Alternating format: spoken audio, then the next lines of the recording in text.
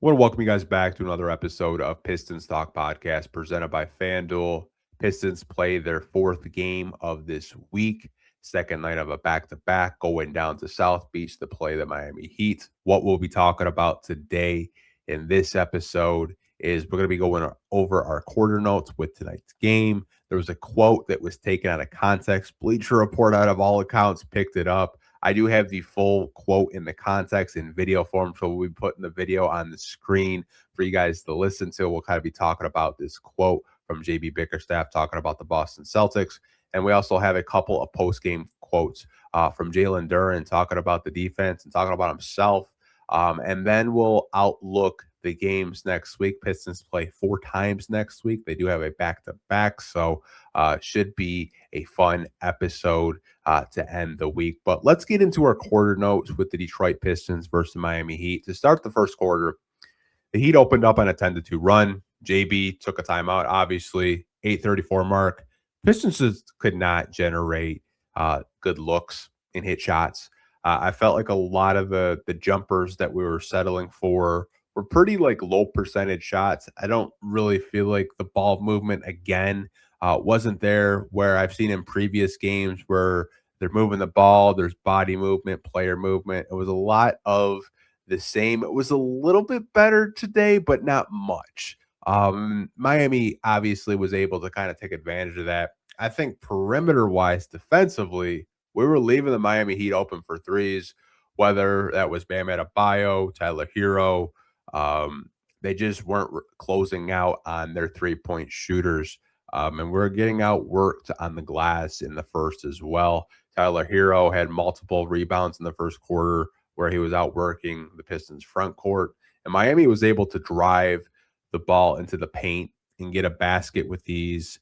Jaime Jaquez Jr. did it multiple times throughout this game, not just the first quarter. He really likes to drive, and he was able to, really get into the paint. And I really felt like our paint defense, you guys, not just these past 4 games, but just in general, it's been actually really bad. Throughout the season, our paint defense was pretty good. Like we were limiting teams from getting into the paint, we're blocking shots. I really felt like we're not being as physical in the paint, and I don't really know what has changed with this team. Obviously, losing Asar Thompson over these past couple of games does hurt. It kind of shows you his value as not only a defender, but a player on this team. He impacts so much defensively that I think sometimes we don't realize how much he actually covers. Like it feels like he covers half of the court, the way he can switch, the way he can play the passing lanes, contest shots, crash the glass. Like Asar Thompson does so much for the Pistons. Hopefully he's not out for too much longer. Maybe we get a chance to see him maybe sometime later in the week. But Miami ended the first quarter in the last 2 minutes on a 9-0 run, and the Pistons shot a miserable 26%, and Miami was able to get a 34-16 lead after 12 minutes of play. Going into the second quarter, Pistons started with a 10-2 run, so you're thinking, okay, they're going to try to get back into this game. They don't want what happened in Brooklyn, where they're kind of, blowing a lead, but the Pistons never led in this one whatsoever. But Miami kind of answered that 10-2 run with a 10-2 run of their own, so the Pistons really didn't have any type of ground where they could try to get back into this game. And the effort defensively was just so bad. Like the Heat just out hustled them all game, the 50-50 balls, the loose balls, rebounding. And Jalen Duren, like I know he's had a phenomenal season, first time All-Star, but Bam Adebayo has been a player that we know that can stretch the floor. And Jalen Duren, multiple times throughout this game, was kind of standing in the paint, and Bam's just shooting a three, and it's going in. You have to know your personnel. Now, we know Bam Adebayo isn't like a 40% sharpshooter from three, but given the space, he can hit threes. And after 24 minutes of play, Miami dropped 67 points on the Pistons. It was 67-48. So the Pistons dug themselves in a pretty big hole. Coming out of halftime, Bam was still just killing it in the third. The paint defense was still non-existent, and Miami was just making shot after shot with no resistance from the Detroit Pistons. Tyler Hero was starting to feel it. He had a stretch where he made 3 consecutive threes. JB had to take a timeout, but they were able to pad on to their lead after 3 quarters of play. It was 103-80 Miami. JB elected to play Stu over Duren in the fourth, and I think that was just for defensive purposes because Jalen Duren wasn't really bringing it whatsoever defensively. Obviously, the scoring department, him and Cade, did carry the scoring load for the Pistons, but defensively, it just wasn't there. Paul Reed didn't play until garbage time with 5 minutes left, and I told you guys last podcast, like I really feel like if if JD's not bringing it, if Isaiah Stewart's having an off night, Paul Reed, I would be more hesitant, or not more hesitant. I would be more aggressive with playing him just because I think he kind of brings a different dynamic in terms of how he plays. He's not afraid to blitz on the perimeter. He makes hustle plays. We know he can protect the rim. He can finish around the basket. He can pass. He can hit the occasional three. Like, I would be more open to playing Paul Reed if I need more energy, but we didn't really play him until garbage time, which I kind of think, when you're down that much, why not play him? What is it going to actually hurt? But we didn't play him. So 5 minutes left. And what was really sad is the garbage time unit showed more fight and effort in the last 3 minutes of the game than the starters and the bench unit did. Like, I'm talking about Chaz Lanier. I'm talking about Bobby Klitman, Paul Reed, all those guys out there. Like, they showed more grit and hustle in the last 2 minutes of this game. And obviously, Miami kind of emptied their bench as well because they knew that they were going to win this game single-handedly with the way that they maintained the lead throughout this game. But Pistons lose their fourth straight one against Miami, 121-110. That's 4 straight losses. They didn't win once this week. First time this season where they've actually lost 4 consecutive games. You'd have to go back to last season for the Pistons. The last time they did lose 4 straight games. I do want to get into this Bleacher Report quote and some Jalen Duren quotes, and then we'll end the podcast with our games of the week, and we'll kind of get into the box score. But let's start with this Bleacher Report quote, because immediately after the game, JB does his press conference like he always does. And there was an account, I can't remember, it might have been like Full Court Press that posted it. And they post this quote, and I'm sharing this Bleacher Report graphic that they made. It says, quote, "We're not concerned about Boston." Now, I think the one thing in media, especially for the casual fan, is when they're scrolling their timeline, they see a lot of aggregated quotes that are taken out of context. Now, this was maybe a sentence that JB said in his presser when he was asked by a Miami Heat reporter about these last 4 games and the Boston Celtics. I do want to put the video for you guys to listen to what he actually said. And I put some captions on it for you guys so you can follow along and read if you're watching live right now. How good are you in the last, the last 4 games? I'm not sure we did that Boston. Yeah, I mean, it's the NBA, right? And you look at the season, it's long. Everybody goes through, difficult times or goes through, a little bit of a rut. And we just found ours right now. And again, we got plenty of time left to do what we got to do. Boston obviously is a good team, but we're not concerned about Boston. Our biggest concern is making sure that we're doing what we need to do to go out and be as good as we possibly can. And we got plenty of time to figure it out, and we will.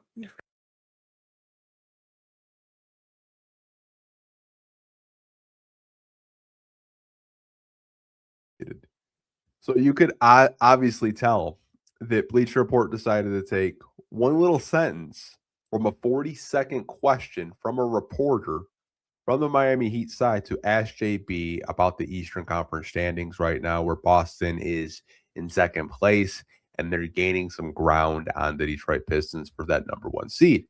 And JB obviously said, like, hey, well, we're focused on ourselves. We're focused internally of getting better and getting through this rough patch that we're, going through right now. He said, we're not really concerned with the Celtics because he's more concerned about his team.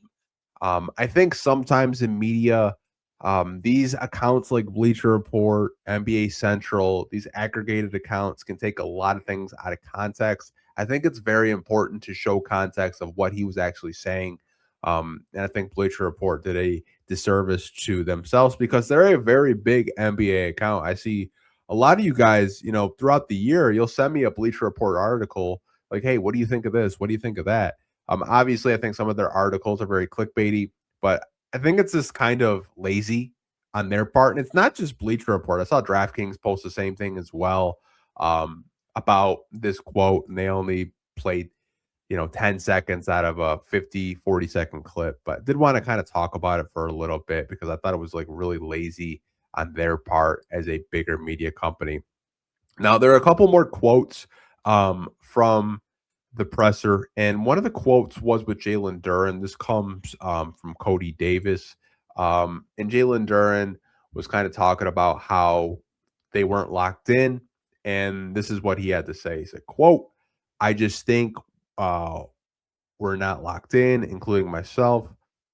We just have to be better and get back to how we were defending earlier this season, getting back into that top 3 defense. Now, the fact that Jalen Duren had some self-awareness saying, like, we weren't locked in, including myself. Jalen Duren was in the paint a majority of the night, and Bam Adebayo was able to hit timely three-pointers to help the Miami Heat, keep adding to their lead. I've always respected Jalen Duren for, being self-aware and, calling himself out if he's not having a good game. Like, I still remember a couple, might have been this season or last season. I don't remember fully, but he said, I was on some soft shit. I wasn't playing the standard of Detroit basketball, and the fact that he called himself out, I respected that for him. He called himself out again, and I respect that because a lot of players aren't self-aware. A lot of players will just blame the coach or their inner circle will hype them up and let them know like, oh no, like it's not your fault, it's your teammates' fault. But Jalen Duren doesn't do that, and I think that's one thing that I've come to respect about him and his time in Detroit. And hopefully he can come out in the Brooklyn game and be more locked in defensively and have a bounce back game. I thought offensively he was great. It was just on the defensive end of the floor where I think it really was easy for Miami to open up and have a bigger lead. He also had another quote after the game, and it says, quote, every team goes through a rough patch throughout the season, and we are currently going through one. I don't think now is the time to panic, just a little adversity. Now, I've seen a lot of Detroit Pistons fans this week saying Pistons suck, we're frauds, season's over, like a lot of reactionary stuff. And like, I get fans are upset with the process this week of going 0-4, losing to the Cavs, losing to the Spurs, losing to the Nets. I think was just like really hard for the Detroit Pistons fan base to kind of like fully accept. It's not that they lost how they lost yesterday, but tonight it kind of felt like that same energy against the Brooklyn Nets kind of lingered over into this game. But Duren doesn't think it's time to panic for the Pistons. They're going through adversity. JB also touched on like how it's good that they're going through this adversity now because come playoff time, they'll be better and stronger and they can grow from it as a basketball team. They're going to be, going to Brooklyn. They'll be able to get a practice in and, kind of work through any of the kinks that they're having defensively and offensively. So I like these quotes from Jalen Duren, taking accountability for not being locked in defensively and also kind of just saying like, it's not time to panic for the Detroit Pistons. They'll lock back in and get back to playing Detroit basketball, getting back to the standard in which they've played for a majority of this NBA season as we are in March. And we have around 19, 20 games to go until the season is over. Kind of looking into the box score with this one, as you can see, Tobias Harris didn't play his best game. In only 24 minutes, scored 9 points. He was 3 out of 6 from the field. He was 0 for 2 from 3, 3 for 3 from the free throw line. He had 1 rebound and 3 block shots. Duncan Robinson only had 3 points against the Miami Heat. He was 1 for 7, and all those attempts came from 3. He had 3 rebounds, 2 assists. He was a -4 in the plus minus. Jalen Duren in 26 minutes scored 24 points, 10 out of 12 from the field, 4 out of 5 from the free throw line. He had 5 rebounds, 1 assist, 1 turnover, and 1 block. He was a -18 in the plus minus, and he had the worst plus minus out of any Piston tonight. Marcus Sasser in a second consecutive start only had 2 points, and they were both at the free throw line. He had 2 rebounds, 2 assists, 1 steal. He was a -12. Cade Cunningham in 35 minutes had 26 points, 9 out of 18 from the field, 6 out of 9 from 3, 2 for 2 from the free throw line, 1 rebound, 10 assists, 4 turnovers. He was a -16. Good to see Cade Cunningham's 3-point shot. If you want to take a silver lining with anything, his 3-point shot looked good in this one. Paul Reed in 6 minutes had 10 points, 3 out of 6 from the field, 1 for 1 from 3, 3 out of 4 from the free throw line, 5 rebounds, 1 assist, 2 steals, 1 block. It was a plus 11. The fact that he put that stat line in 6 minutes is insane. That's why I've always kind of been calling for him to get more minutes. Isaiah Stewart in 22 minutes had 14 points, 6 out of 11 from the field, 1 for 2 from the free throw line, 1 for 2 from 3, 6 rebounds, 1 assist, 2 turnovers, 1 block. He was a -15 in the plus minus. Ron Holland in 19 minutes only scored 5 points, where he was 2 out of 6 from the field, 1 for 2 from the free throw line, 7 rebounds, 1 turnover, 1 steal, 1 block, -16 in the plus minus. Bobby Klitman in 5 minutes scored 3 points, where he hit a 3-pointer, had 2 assists, 1 turnover. It was a plus 11 in the plus minus. Javonte Green in 15 minutes only scored 6 points. He was 2 out of 5 from the field, 2 for 2 from the free throw line, 2 rebounds, 1 assist, 2 turnovers in this one. He was a -3. Kevin Huerter in 22 minutes only had 4 points. He was 2 out of 7 from the field, 0 for 4 from 3, had 4 rebounds, 4 assists, 1 steal, 2 blocks. He was a +9. Chaz Lanier in 8 minutes didn't score whatsoever. And Danish Jenkins in 15 minutes only had 4 points. It was 1 for 4 from the field, 1 for 2 from 3, 1 for 2 from the free throw line, 4 rebounds, 2 assists, 2 blocks, and he was a +4. But as you guys can see, outside of Cade Cunningham and Jalen Duren offensively, the Pistons really didn't bring it. And it was just a game where they just really struggled to generate good looks. As we kind of do look at the team stats in this one, you guys, Miami shot a better percentage. They shot 46% from the field. The Pistons shot 44, where they made 40 field goal attempts out of 90 attempts. Miami made 43 field goal attempts out of 93 attempts. Pistons shot 30% from 3. Miami shot 36% from 3. Pistons attempted 37 threes, only made 11. Miami attempted 33 threes, only made 12. Pistons shot 79% from the free throw line to Miami's 92%. Pistons were 19 out of 24 from the free throw line. Miami was 23 out of 25 from the line. Miami out-rebounded the Pistons by 9. Miami had 13 big offensive rebounds. Pistons had 14. Miami out-assisted Detroit 31-26. Had more steals, 9-5. Pistons had more blocks, 12-5. Pistons and Miami each had 12 turnovers in this one.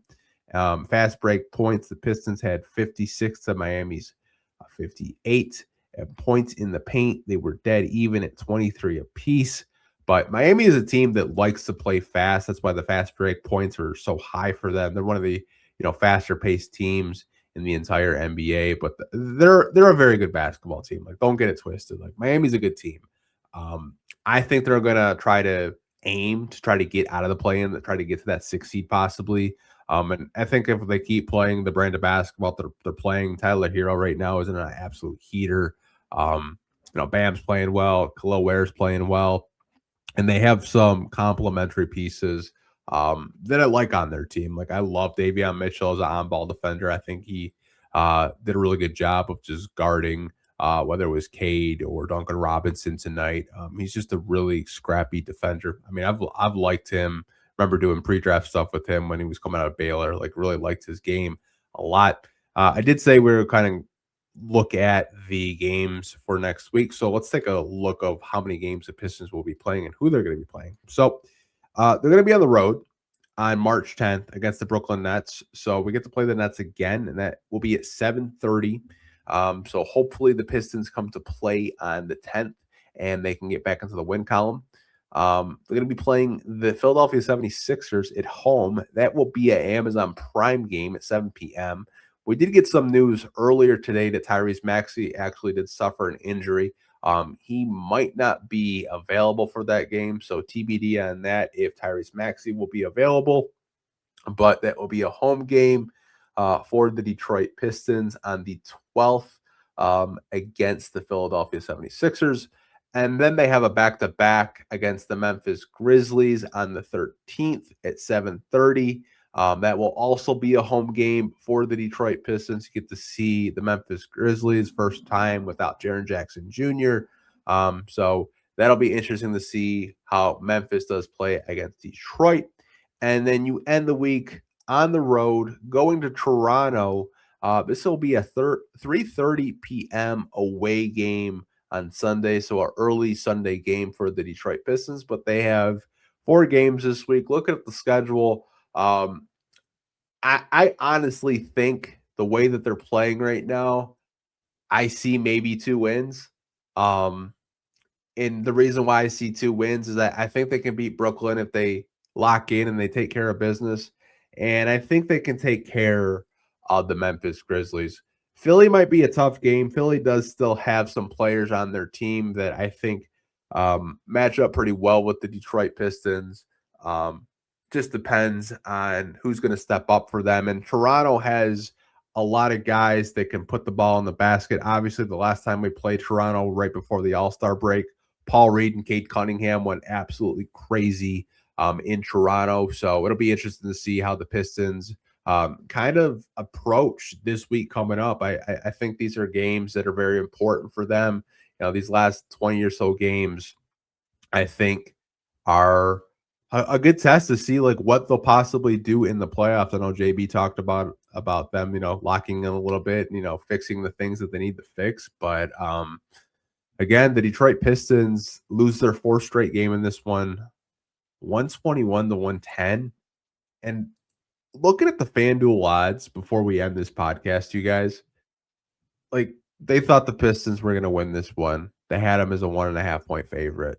Even with everything that has happened throughout this week, they still had them as at least a favorite in this one, but they couldn't get it done. First time this year where they lost 4 straight games, and we're in March. So we will see you guys a lot next week as we have 4 games. We'll see you after the Brooklyn Nets game. Hope you guys had a great weekend. And as always, go Pistons. Peace.